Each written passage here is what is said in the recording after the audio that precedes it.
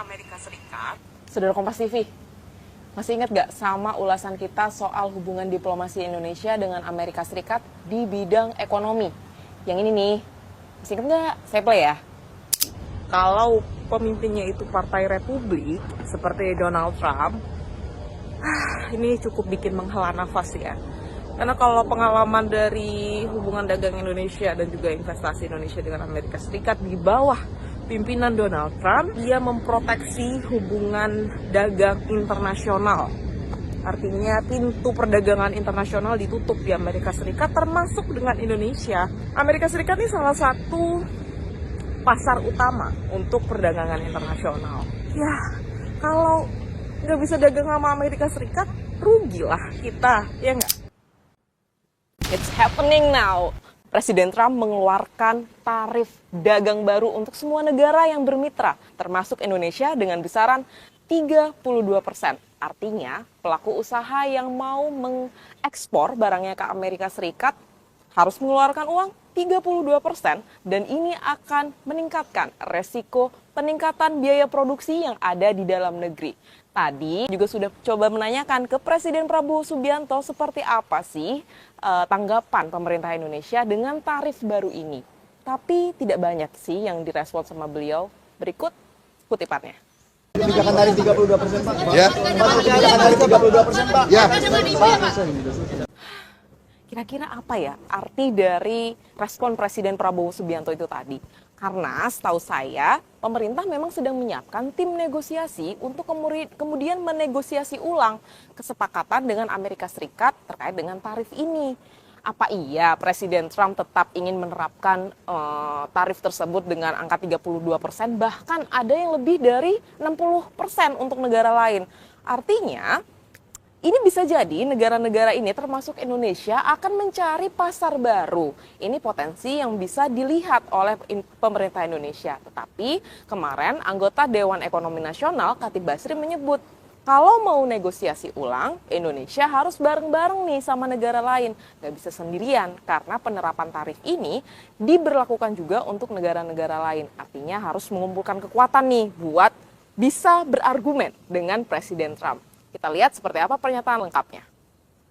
Yang pertama mungkin sebelum saya menjawab pertanyaan mengenai dampaknya, saya bicara dulu mengenai background-nya ya, supaya kita mengerti sampai seberapa lama proses ini akan terjadi.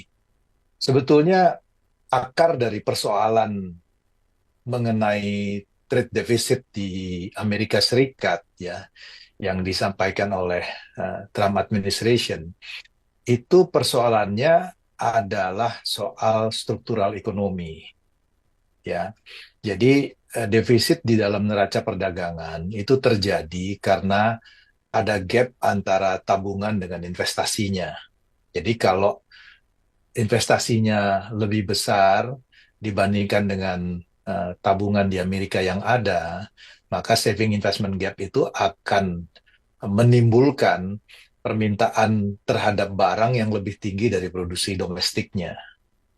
Jadi implikasinya adalah kalau permintaan terhadap domestiknya itu lebih besar dibandingkan dengan produksinya, maka importnya akan naik kan, terjadilah trade deficit.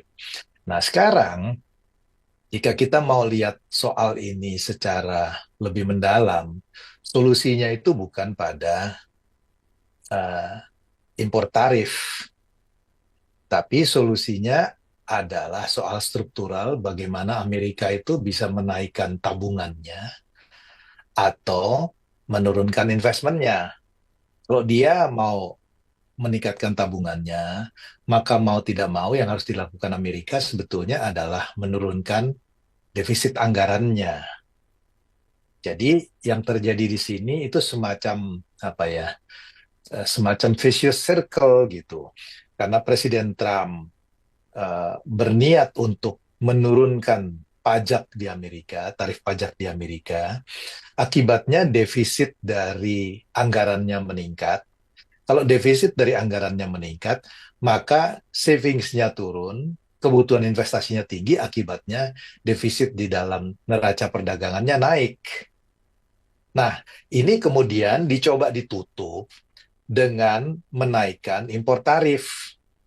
Dengan harapan bahwa importnya itu akan turun, pemerintah dapat revenue sedikit dari tarif, sehingga isu perdagangan, defisit perdagangannya bisa diatasi.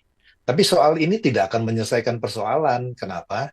Selama defisit dari APBN di Amerika itu meningkat, maka defisit perdagangannya akan terus meningkat. Jadi tidak bisa diatasi hanya dengan menaikkan impor tarif. Ini kekhawatiran saya adalah kalau ini terus dilakukan, selama dia tidak address isu mengenai defisit di dalam APBN di Amerika Serikat, maka tarifnya akan terus bisa dinaikkan. Nah, ini punya implikasi yang sangat besar pada ekonomi global. Ya, kenapa bisa punya dampak pada ekonomi global? Tidak hanya Indonesia. Kalau kemudian Amerika meningkatkan biaya masuk, ya, maka implikasinya adalah perdagangan dunia akan turun. Kalau perdagangan dunia akan turun, maka mau tidak mau GDP dunia akan turun. Kalau GDP dunia akan turun, semua negara termasuk Indonesia akan kena. Nah, saya terus kemudian eh, masuk untuk kasus spesifik Indonesia. Ada beberapa produk yang pasar di Amerikanya sangat besar, yaitu adalah tekstil dan produk tekstil, kemudian alas kaki, udang, dan beberapa produk lainnya. Dan di dalam hal ini, Amerika menerapkan yang namanya reciprocal tariff, di mana ditetapkan 32% total. Jadi kalau dari harganya misalnya ekspor Indonesia ke Amerika 1.000, maka kalau dia dikenakan 32%, nanti harganya itu akan jadi 1.320. Ini tentu akan sangat signifikan. Ya, implikasinya buat Indonesia seperti tadi framework yang telah saya sampaikan adalah ekspor kita akan mengalami penurunan. Ya, termasuk untuk 3 produk dan beberapa ekspor lain. Nah, karena Amerika itu adalah mitra dagang yang penting buat kita, tentu dampaknya akan cukup signifikan untuk Indonesia. Yang harus diantisipasi adalah jika ekspor kita menurun, maka perusahaan-perusahaan yang berorientasi ekspor ke Amerika itu terpaksa mengurangi produksinya. Kalau dia mengurangi produksinya, maka implikasinya adalah permintaan terhadap tenaga kerjanya akan menurun. Sehingga risiko dari PHK-nya itu akan meningkat. Ya, ini saya bicara mengenai dampaknya. Ya, dan ini terjadi di semua negara di dunia. Nah, pertanyaannya adalah seberapa jauh ekonomi Indonesia akan terdampak? Tentu kalau terdampak ya. Tapi jangan dilupakan bahwa share ekspor Indonesia terhadap GDP itu adalah 25%. Ini berbeda dengan Singapura yang share ekspor terhadap GDP-nya itu 180%. Nah, ini saya ingin memberikan analogi, maaf kalau ini tidak politically correct, tapi mungkin analogi ini memudahkan untuk menjelaskan. Ya, cara terbaik untuk menghindari perceraian adalah tidak menikah. Itu 100% guaranteed. Ya kan? Cara terbaik untuk tidak terdampak pada negatif spillover dari ekonomi global adalah less integrated. Nah, di dalam kasus ini, saya bisa membayangkan bahwa dampak terhadap Indonesia mungkin akan relatively lebih kecil dibandingkan dengan negara yang sumber pertumbuhannya hanya datang dari ekspor, seperti Singapura, seperti Vietnam, atau negara-negara yang rasio dari ekspor terhadap GDP-nya itu sangat signifikan. Ya, kalau Indonesia tuh 25%. Jadi kalau kena juga dengan Amerika, ya mungkin 25% lah. Tapi jika Singapura itu akan sangat signifikan karena share dari ekspor terhadap GDP-nya itu 180%.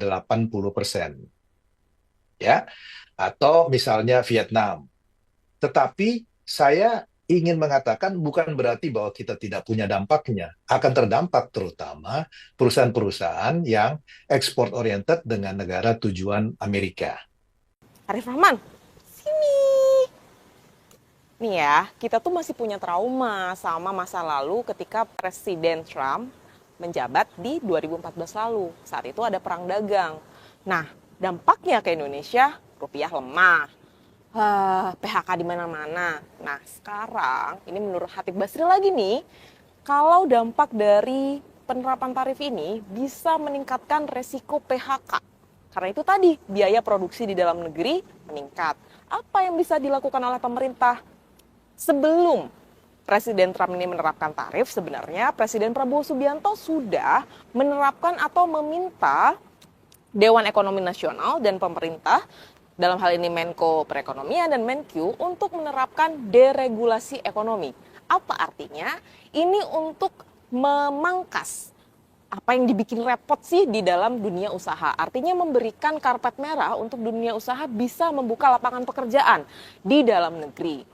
Nah, dari momentum ini sebenarnya deregulasi ekonomi bisa dimanfaatkan oleh pemerintah Indonesia untuk meminimalisir adanya resiko PHK itu tadi dan peningkatan biaya ekonomi produksi di dalam negeri. Apa sih dampaknya? Kita dengarkan lagi pernyataan dari Khatib Basri.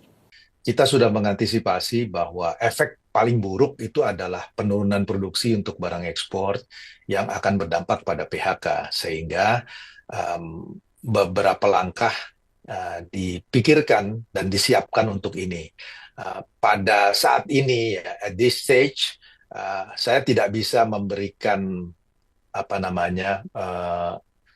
spesifikasi mengenai kebijakan yang akan dilakukan, karena ini pernyataan Trump juga baru dilakukan tadi malam waktu Indonesia, ya.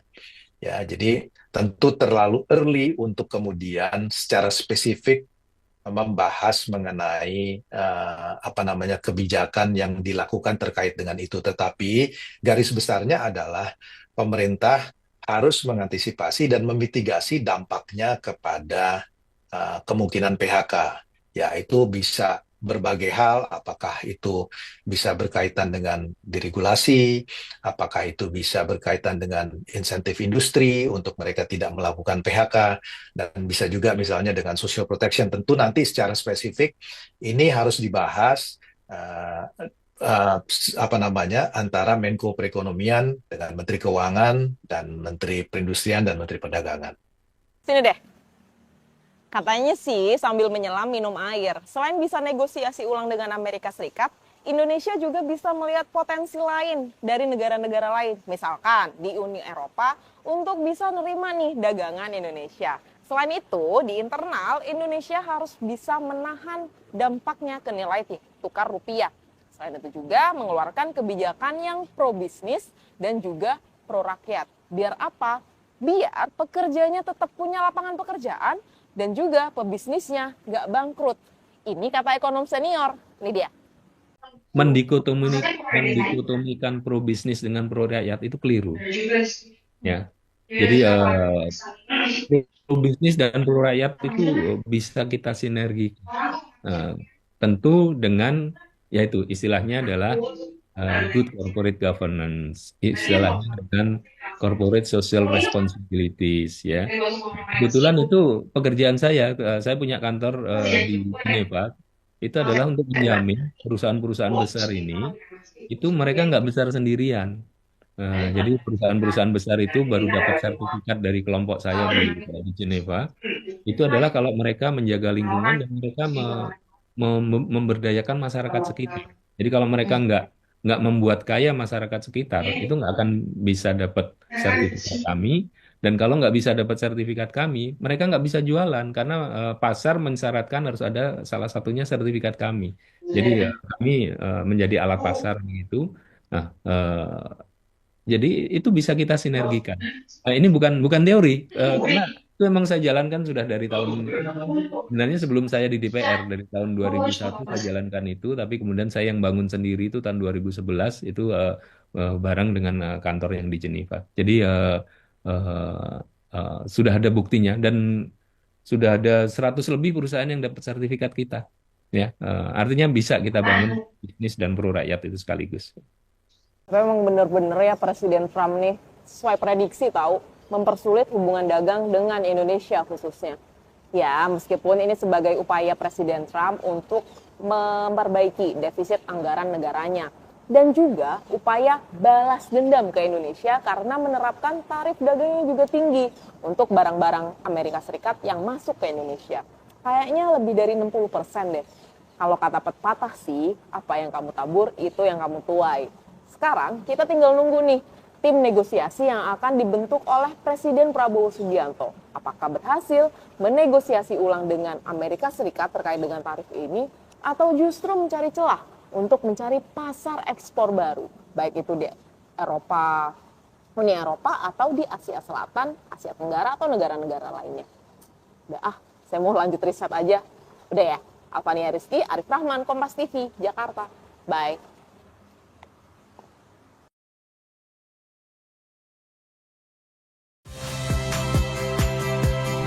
Saya Rahmat Ibrahim. Saksikan program-program Kompas TV melalui siaran digital, pay TV, dan media streaming lainnya. Kompas TV, independen, terpercaya.